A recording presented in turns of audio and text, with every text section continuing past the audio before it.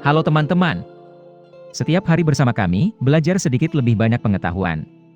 Pada tahun 1940, Jerman menyerang Prancis dan hanya dalam waktu sebulan, Prancis menyerah. Mengapa itu terjadi begitu mudah? Sedangkan Prancis adalah kekuatan besar dan telah mempersiapkan perang sejak tahun 1930-an. Kami akan menganalisis penyebab utama kekalahan cepat Prancis. Pertama, situasi di Prancis setelah Perang Dunia Pertama. Ekonomi Prancis setelah Perang Dunia I hampir bangkrut, karena hancur terlalu parah. Sekitar 1,4 juta orang meninggal dan lebih dari 4 juta orang terluka, menyebabkan kekurangan pekerja produksi. Selain depresi ekonomi yang hebat pada tahun 1929 hingga 1930, ekonomi Prancis tidak memiliki peluang untuk pulih. Jadi mereka harus mengurangi pengeluaran pertahanan. Pada saat yang sama, mengurangi masa kerja tentara dari 3 tahun menjadi 1 tahun. Itulah salah satu penyebab kegagalan Prancis. Selain itu, sejarah Prancis memiliki banyak alasan untuk membenarkan kekalahannya yang cepat dari Nazi. Dalam video ini, kami akan melihat secara holistik, tidak hanya dari satu sisi. Faktanya, ekonomi Prancis tidak separah yang mereka katakan. Bahkan, PDB meningkat setelah Perang Dunia Pertama. Mereka masih merupakan kekuatan besar, dengan hampir 40 negara sebagai koloni. Setelah Perang Dunia Pertama, Prancis mengalami kerusakan besar di semua aspek, sehingga mereka meningkatkan eksploitasi dan penjarahan mereka dari koloni. Jadi secara ekonomi, Prancis masih sangat kuat dibandingkan dengan banyak negara saat itu. Namun, dari tahun 1918 hingga 1936, tentara Prancis mengalami masa penurunan kekuatan, karena brain drain. Banyak perwira berbakat dan berpengalaman telah mengundurkan diri. Ini biasanya terjadi setelah perang besar.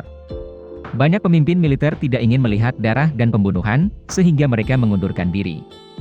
Lebih penting lagi, mereka percaya bahwa Liga Bangsa-Bangsa, pendahulu Perserikatan Bangsa-Bangsa, dapat mencegah perang dunia di masa depan. Jadi mereka bisa mengundurkan diri untuk istirahat. Sementara itu, di samping, ekonomi dan militer Jerman tumbuh kuat, dan menjadi kekuatan besar yang ambisius. Orang Prancis bersifat subjektif, dan menambahkan perpecahan. Pada saat ini, pemerintah Prancis terbagi menjadi 2 faksi.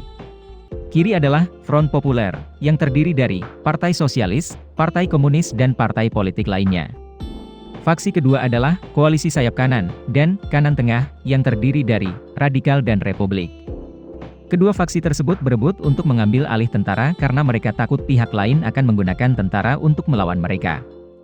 Itu sebabnya mereka mencoba membawa orang-orang mereka sendiri ke dalam tentara. Loyalitas lebih dihargai daripada kompetensi. Banyak jenderal dipromosikan sebagai hasil pengaturan, bukan karena dedikasi atau prestasi. Karena itu, ketika perang pecah di Prancis, ada tentara yang berani seperti singa, tetapi dipimpin oleh keledai. Selanjutnya, kami akan mengevaluasi kekuatan militer. Bagian ini memiliki 3 pendapat yang berbeda. Aliran pertama berpendapat bahwa Jerman lebih unggul. Aliran kedua adalah Prancis lebih kuat dan yang ketiga adalah Jerman, Prancis setara. Kami tidak berpihak, jadi adil untuk menghakimi. Dalam hal pasukan pada tahun 1940, Prancis memiliki 900.000 pasukan reguler, dan 5 juta tentara terlatih dapat dipanggil kapan saja. Jerman memiliki total 2,5 juta tentara. Dengan demikian, secara teori, Prancis dapat memobilisasi kekuatan yang lebih besar daripada Jerman. Dari segi tank, Prancis juga memiliki jumlah unggul dengan 3.254 unit. Jerman memiliki 2.439 unit. Secara khusus, jalur utama tank Prancis adalah Char B1, yang memiliki keuntungan karena tidak dapat ditembus dari depan. Tapi sisi negatifnya bergerak jauh lebih lambat daripada tank Jerman. Selain itu, tank medium Prancis semua S-35 juga memiliki armor yang lebih tahan lama dibandingkan tank Jerman. Daya tembak yang lebih kuat, dengan kemampuan manuver yang tinggi. Namun, itu didorong oleh komandan yang buruk yang gagal memanfaatkan kemampuan superior kendaraan. Buktinya setelah jatuh ke tangan Jerman, tank semua S-35 menjadi monster. Lepaskan kekuatan besar di front timur. Di pihak Jerman, batalion tank, termasuk tank ringan yang dapat dengan cepat bermanuver dan mengejutkan musuh. Mereka menggunakan teknologi komunikasi nirkabel untuk setiap tangki, mereka disebut peralatan radio. Itu membuat pelaporan dan mobilisasi pasukan menjadi lebih mudah bagi Prancis, yang masih menggunakan bendera untuk memimpin pasukan.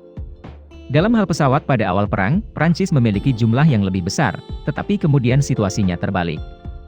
Karena setiap kali rusak, Prancis hanya memiliki sedikit suku cadang untuk diganti, sehingga tidak bisa diperbaiki dengan cepat. Meski butuh 2 pesawat Jerman untuk menjatuhkan sebuah pesawat Prancis. Terakhir, filosofi dan taktik militer sebelum perang. Sebelum perang, Prancis percaya bahwa selama mereka mempertahankan pertahanan yang baik, musuh tidak dapat melakukan apapun terhadap mereka. Jadi mereka membangun garis Maginot di sepanjang perbatasan dengan Jerman, Italia, Swiss, dan Luxembourg. Garis pertahanan ini terdiri dari dinding beton dengan banyak gundukan anti-tank, bunker, meriam, senapan mesin dan pos militer. Prancis benar, Jerman tidak dapat menembus garis Maginot, dan mereka terpaksa menyerbu Belgia untuk menemukan jalan ke Prancis. Dan Prancis dan sekutu Inggris mereka, akan mengumpulkan pasukan besar di perbatasan dengan Belgia untuk menunggu musuh. Itu, terdengar sangat masuk akal, tetapi tidak masuk akal bagi orang Jerman. Strategi Blitzkrieg Jerman, berdasarkan serangan berkecepatan tinggi dan bermanuver pada titik lemah musuh. Mobilitas berkat kecepatan tank, teknologi komunikasi nirkabel, serta disiplin tinggi tentara. Adapun titik lemah musuh, Jerman dengan cepat menemukan hutan Ardennes, tempat yang paling longgar dipertahankan. Seperti yang diyakini Prancis, tank tidak bisa lewat. Jerman mengumpulkan 2/3 dari kekuatan mereka, sebagian besar terdiri dari tank, dan dengan cepat menyeberangi Ardennes. Ketika orang Prancis melihatnya, sudah terlambat. Jerman menggunakan kekuatan luar biasa, menyapu dataran utara Prancis dengan kecepatan sangat tinggi. Dan mengisolasi tentara Inggris di Belgia. Begitu saja, Jerman pada gilirannya menghancurkan tentara Prancis, seperti mesin pemotong rumput.